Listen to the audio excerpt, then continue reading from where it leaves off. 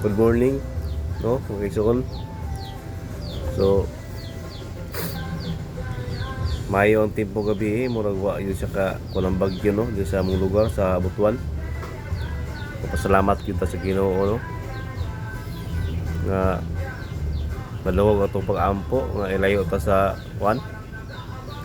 sa mga katilagman. So salamat kayo. Safety gud ta. May nang tempo karon. So mag-ampo ta, no? Itong kabuntago, no, nga itagaan pa ta niya og kinabuhi, bagong kinabuhi ba.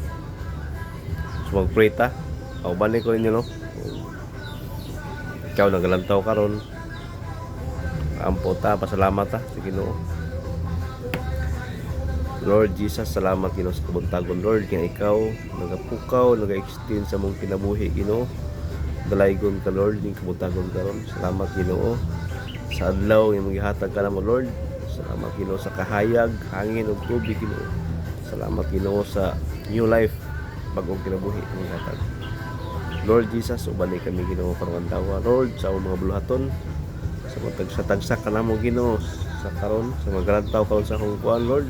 Sampo ubani sila Ginoo sa ilang paglakaw sa ilang pamilya, ilayo sila sa mga katalagman, sa mga sakit, sa mga disgrasya, sa mga taon-dautan, sa mga daotang espiritu, Ginoo. Safety sila Ginoo sa tanan nilang lakaw, Ginoo. Pamilya Ginoo, dalaygon ka, Lord, kabuntagon karon. Salamat Ginoo sa tanan imong gugma ka namo, Ginoo, nga way paglubad. Dalaygon ka Ginoo. Pasaylo kami Ginoo sa among kasalanan o kasaypanan, Ginoo. Salamat sa kusog kay imong hatag, Lord. Wala kay mahimo, Lord, kung wala ikaw. Itanan Ginoo, akong pasalamatan kanimo, Lord Jesus. In the name of Jesus, in Jesus name, amen.